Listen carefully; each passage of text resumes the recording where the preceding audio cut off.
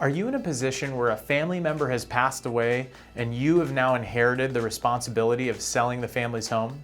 Well, this is Zanganeh bringing you tips and tricks on how to win in the San Diego real estate market.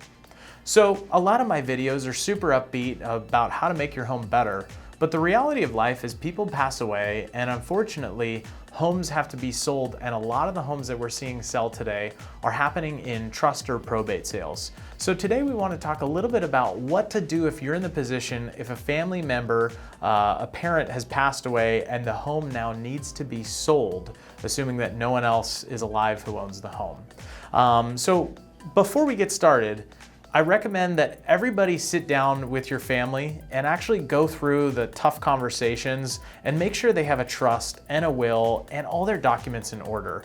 There's a really neat website I recently came across that it's called Trustworthy, and it's actually an electronic database where you can upload all of your personal information from insurances to passports to social security numbers, and it's probably one of the most secure sites I've ever seen to hold all this data, and it's become wildly popular because unfortunately one of the biggest problems when people pass away is that they can't find everything and they can't find all the information. I'm not a paid sponsor here for this. I just think it's a really, really cool thing that is I wish everybody had this when we sat down with them to sell a home of a loved one who's passed, and it's a really cool tool. So I recommend you guys check it out. It's trustworthy.com. So let's say someone passes away and you are now the responsible either son, daughter, trustee, let's just call it, the person who has to sell the home for the person who passed away.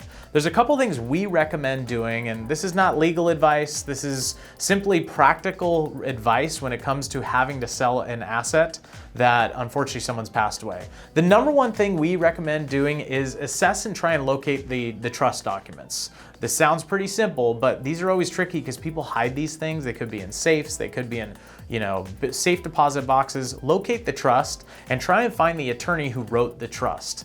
If the attorney's not around, maybe they're retired, maybe they moved, maybe you can't get a hold of them, we can help you with a local trust attorney who specializes in the sale of a loved one's assets, whether it be disposing of all the assets and making it simple and easy for you. So if you need an attorney contact, make sure to reach out to us. But make sure you find the trust documents, the will, and find the attorney's contact information and contact that attorney. There's gonna be a lot of things that you don't wanna do before you've talked to that attorney when it comes to dealing with the personal belongings of someone who's passed. If the descendant left a will, it's going to name the executor or the administrator of the estate to distribute all those assets. Hopefully you may already know this information, but sometimes people don't. It's a surprise to them. So you want to get this information of who makes the decisions. If they didn't leave a will, it's going to go through probate court, and the probate judge will assign someone to make those decisions. Just be prepared that this can take a significant amount of time. Especially today, post-COVID era, there's still a long, lengthy delay of getting things heard in the court systems. So let's say they just have one home. This is pretty common. The grandparents pass and they own one home, and that's all they really own real estate wise, and they have cash, stocks, bonds, investment accounts, and that kind of stuff.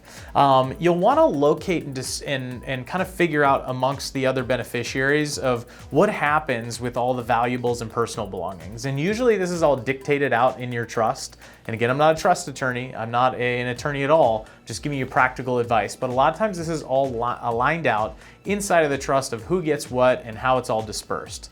Maybe you add up the dollar value of everything and it's split between, two siblings, whatever the case might be. Every one of those is unique, and we're not going to get into that. But at this point, we recommend kind of hitting the pause button. So you've assessed everything that has value. You might have already dispersed it, but then what we recommend doing is bringing in a real estate agent to assess the value of the home. A lot of times we find these homes are in either poor condition or outdated or not in the modern style that people are looking to buy for. And if you just go on Zillow and try and get your home's value, it's not usually accurate to what's actually there. We typically find that these homes also haven't sold in a really long time. So what you go online and find on all those online algorithm sites isn't really accurate because the home hasn't transacted in a decade or two since before these websites even existed. So have someone come out and assess. We can link you up with an estate salesperson. We can link you up with donation people, all that stuff to assess what's there and is there any value in things besides what you personally thought was what you wanted to keep. And then I always recommend the dot system. I heard this a long time ago, and I found it to be one of the most valuable things when it comes time to unloading things out of a home. And it's green, yellow, red. Red obviously are things we don't want, trash. Yellow, we're still figuring it out. Maybe it goes to donation, maybe your aunt wants it, whatever. Green, you know for sure that you're gonna take it or the family's gonna take it and you figured out a plan. I love this system. It's simple and easy, and anybody walking into a home can probably figure out what to do if that's the case. We deal with a lot of folks who don't live here in San Diego area, who come from all over the country or all over the world, who inherit a property. And a lot of times we tell them this is the fastest, easiest way to assess what's there and make very quick decisions, because you're either gonna keep it, you're still thinking about it, or it's definitely getting out of here, whether it be donated or trash.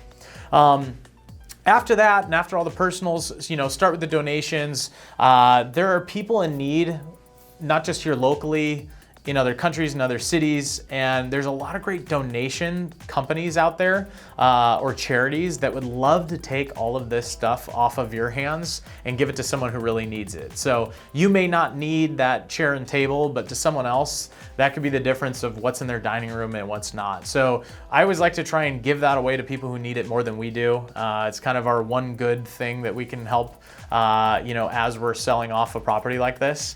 And then from there, you're usually left with a lot of junk. And we have junk haulers, professional haulers that we work with to kind of move things out of there, debris, old furniture, or things that nobody wants anymore, and they'll clear out the entire house. And at this time, we typically walk through the property, if we haven't already, and assess what the condition really truly looks like.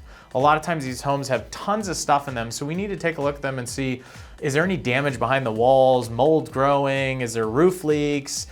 Typically an older home where folks haven't had really good maintenance track records and the family doesn't live close, they typically are in need of a lot of repair, and the trustees or the beneficiaries of the trust as well really need help on making decisions on who to call, because they're usually out of area people.